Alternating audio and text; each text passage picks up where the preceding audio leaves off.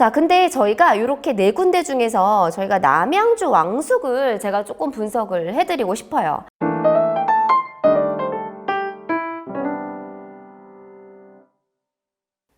네, 여러분 안녕하세요. 네, 부동산 미녀 부미녀입니다. 네, 여러분 오늘 저와 함께 부동산 팩트 체크를 해볼 텐데 신혼 희망타운에 청약을 넣으셨나요? 지금 영상을 보고 계시는 분들 중에 안 넣으신 분들이 많지 않을까 싶은데 그동안 너무 작다 이런 평이 많았어요.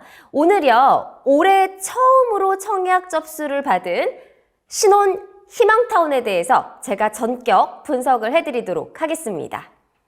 네, 여러분 신혼 희망타운에는 어떤 분들이 청약을 넣을까요? 네, 맞아요. 이름 그대로 바로 신혼부부들이 청약을 넣는 청약인데요.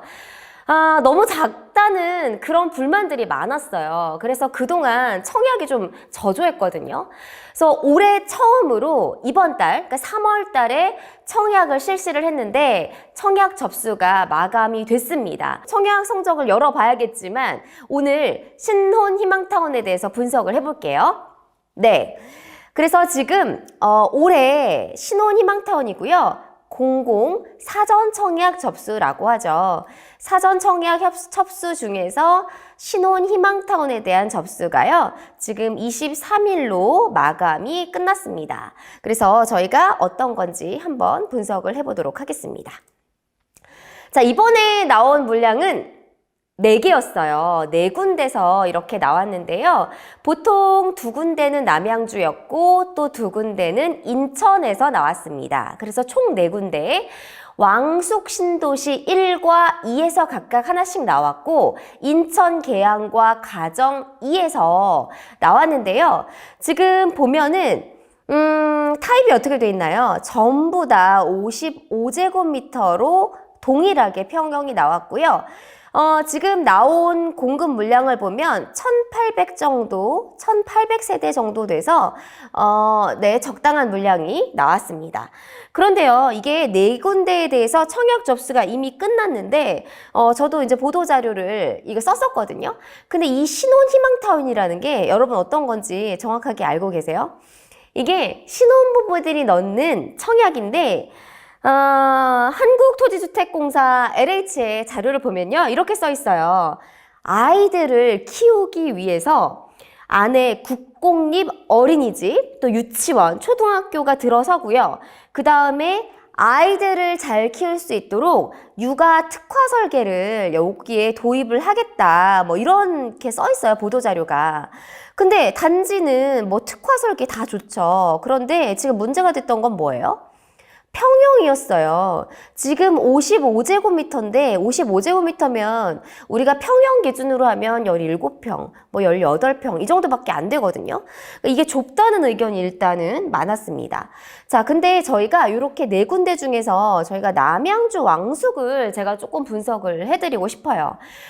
사실 이 남양주는요, 서울 중에서도 서와 강북은 조금 멀어요.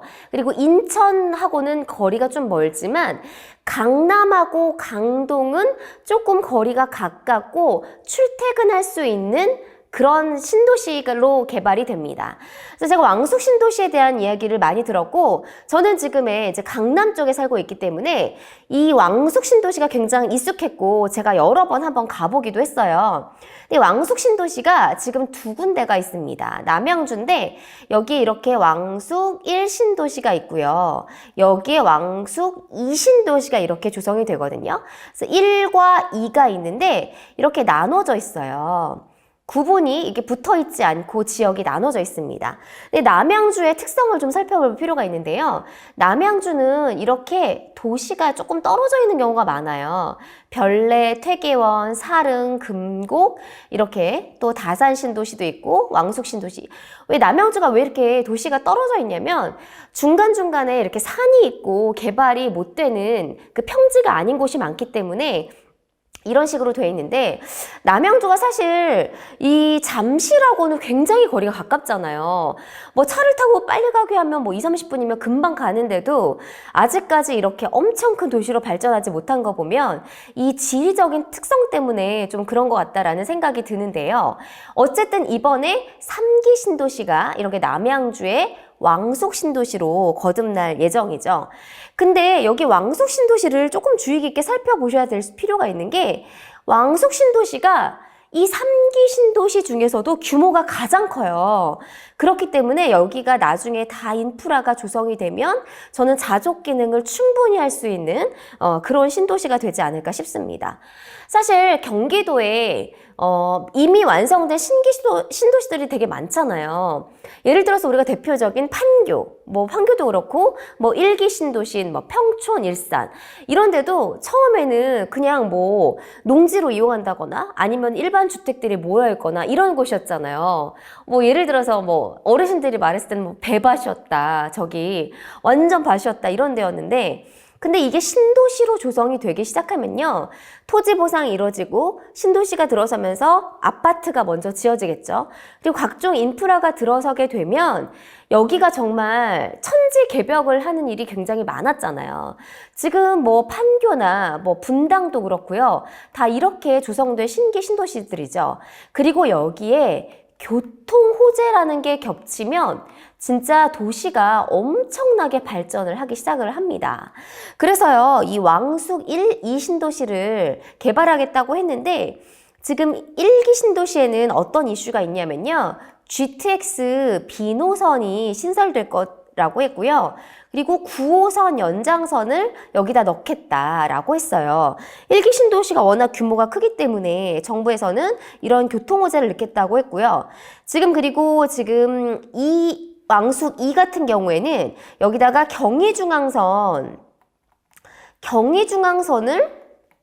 연장선을 넣겠다, 신설역을 넣겠다라고 정부에서 공약을 했거든요. 그래서 어쨌든 이런 교통 호재도 있고 대규모 신도시가 입주를 하게 되면 저는 엄청 신주거타운이 될 것 같고요. 서울에서 내 집 마련을 못하신 분들도 이쪽으로 이동할 수 있고 수요가 분산되는 효과가 있을 것 같거든요. 사실 여기 지금 왕숙 신도시를 보면 여기 별내지구가 있고 여기 다산지구가 있어요. 이곳은 이미 팔사가 10억이 넘는 그런 신축 아파트가 있을 정도로 굉장히 아파트 값이 비쌉니다. 그런 곳에 여기 옆에 붙어있는 그런 신도시라고 볼 수가 있습니다. 어쨌든 저는 여기에 미래 가치가 엄청 충분하다고 보는데 근데 정말 쉽지가 않습니다. 지금 왕숙 신도시가 토지 보상이라는 걸 하고 있거든요. 근데 여러분 이거 아시죠? 3기 신도시는 아직 사전 청약을 받고 있어요. 그러니까 토지 보상도 아직 이루어지지 않은 곳이 많고요. 토지 보상을 하고 있는데 여기는 지금 뭐가 문제냐면 이 토지 보상이 지금 쉽지가 않아 보여요. 지금 그 한국토지주택공사 LH에서 이곳들 이제 주민들과 지금 협상을 해서 토지 보상을 막 이루어지고 있는데 뭐 금액이나 시기 이런 걸 가지고 지금 굉장히 주민과 협의가 어렵다는 이야기를 제가 들었거든요. 그래서 지금 취재를 해봤는데 지금 3기 신도시가 이 토지 보상에 굉장히 난항을 겪고 있어요. 그러니까 신도시로 발전이 되면 굉장히 자족 기능을 잘 할 텐데 첫 단추부터 지금 못 끼우는 그런 경우가 많이 발생을 하고 있는 것 같거든요. 어쨌든 토지 보상이 빨리 이루어져야 이 사전 청약이 끝내고 본 청약을 넘어가서 입주가 시작이 될 텐데 좀 하루빨리 조성이 되었으면 좋겠다라는 생각이 들었습니다. 여기까지 이제 입지 분석을 좀 끝내보고요. 다음으로 넘어가면 이 신혼 희망타운의 제일 큰 장점 뭘까요, 여러분? 맞아요. 분양가예요, 여러분. 이게 신혼부부들을 위주로 공급이 되기 때문에 분양가가 좀 저렴했어요. 지금 보통 이번에 4군데가 나왔잖아요. 여기에 평균 추정 분양가가 3억에서 4억밖에 안 돼요. 아무리 남양주, 인천이라고 하더라도 앞으로 새 아파트가 될 건데 지금 수준에서 3억에서 4억 정도면 굉장히 분양가가 저렴하다라고 할 수 있거든요. 그래서 제가 이 보도자료를 봤는데 지금 왕숙 2신도시가 하나가 4억이 조금 넘고요.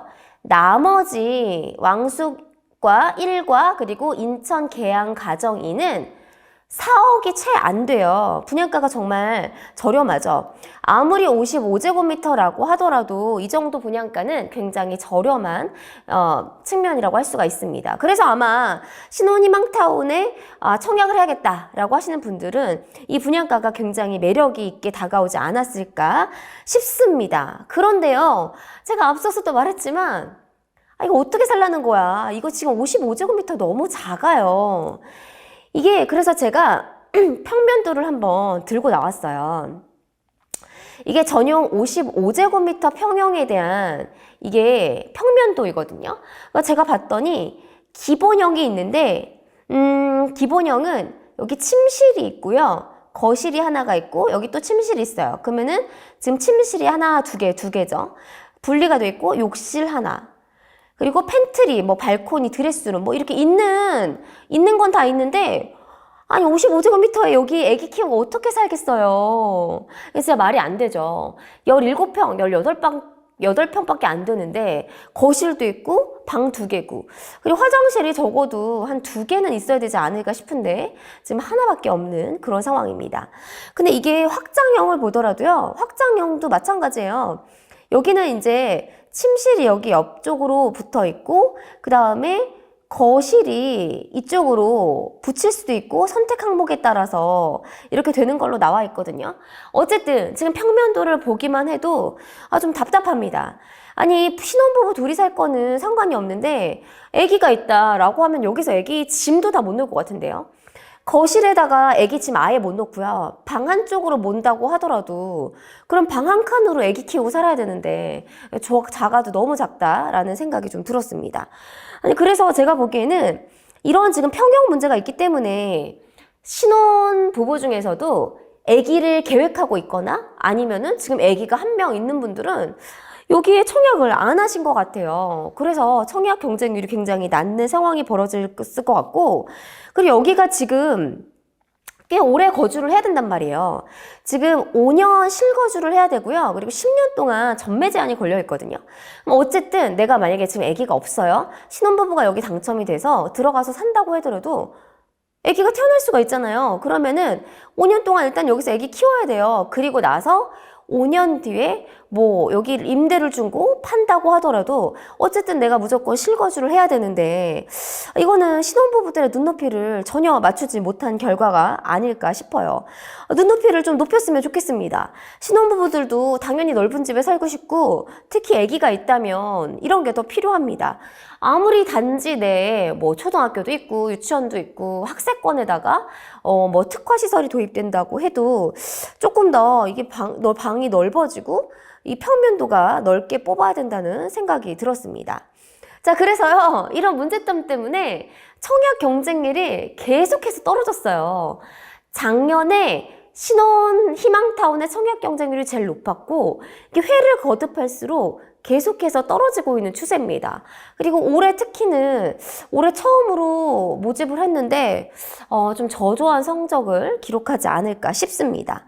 그리고 이게 지금 또 다른 문제가 있어요. 다른 문제가 지금 뭐냐면 이게 수익을 공유하는 수익 공유형입니다. 여러분 이름 낯설죠?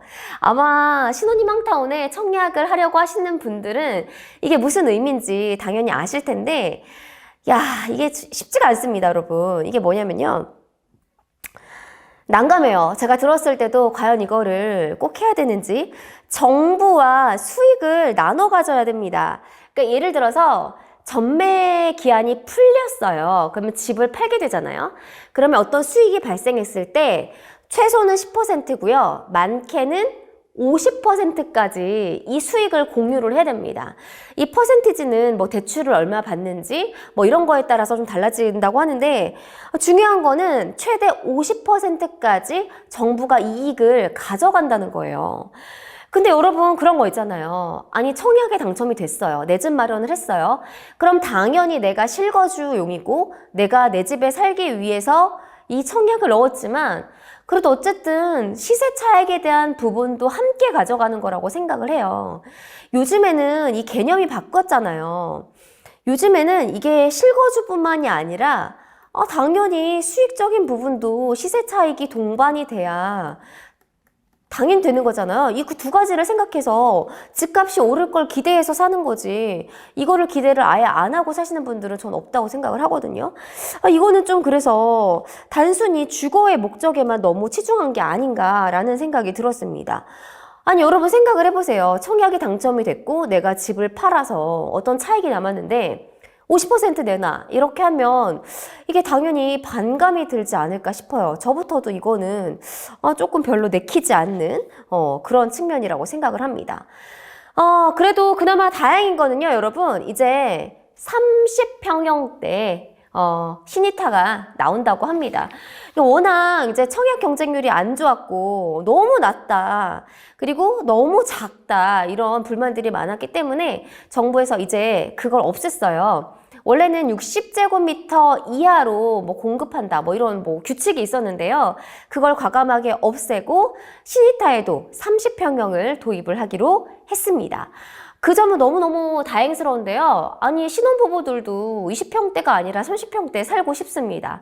이건 진작부터 풀어줘야 하는 거였었고 당연히 물량이 나야 되는 게 맞다고 생각을 하는데요. 어쨌든 오늘 저희가 시니타에 대해서 분석을 해봤는데 첫 번째 문제점, 그동안 너무 작아도 너무 작았다. 신혼부부들의 마음을 전혀 읽지 못한 그런 상황이었던 것 같은데요. 아니, 지금 서울 수도권에서 내 집을 갖고 싶은 신혼부부들이 이렇게 많은데 이게 청약이 미달이 된다는 건 이건 정말 크게 반성을 할 부분이라고 저는 생각을 하고요. 두 번째로는 수익 공유형 부분에 대해서도 조금 다른 방안을 마련해야 되지 않을까 싶어요. 이게 어쨌든 집을 팔고 나서 수익이 생겼을 때 정부와 수익을 공유한다는 측면이 굉장히 반감을 살 수 있기 때문에 이 부분도 조금 수정이 됐으면 좋겠다라는 생각이 드는데요. 앞으로 이제 뭐 이후에 나올 사전 청약 같은 경우에는 변경이 된다고 하니까요. 30평형대를 기대해 보도록 하겠습니다. 오늘은 신혼희망타운에 대해서 분석을 해봤는데 근데 조금 이게 아직까지 사전 청약이라는 거잖아요. 뭐 입주까지 뭐 길게는 7년, 뭐 5년 이상 되고요. 지금 토지 보상이 뭐 착착 잘 이루어진다고 해도 사업이 되게 오래 걸리는데 만약에 토지 보장에서 이게 문제가 걸리면 이게 입주 기간까지 시간이 더 길어질 것 같은 우려가 되거든요. 그래서 이왕 신혼부부들에게 내 집을 마련해주고 청약 기회를 준다고 하면 좀 사업이 잘 진행될 수 있도록 이런 부분들이 잘 관리되어야 될 것 같습니다. 여러분, 신혼희망타운 앞으로 30평대 나오면요, 그때 청약을 적극적으로 해보시길 추천을 드리도록 하겠습니다. 네, 여러분, 오늘도요, 좋아요, 구독 눌러주시고요. 네, 감사합니다.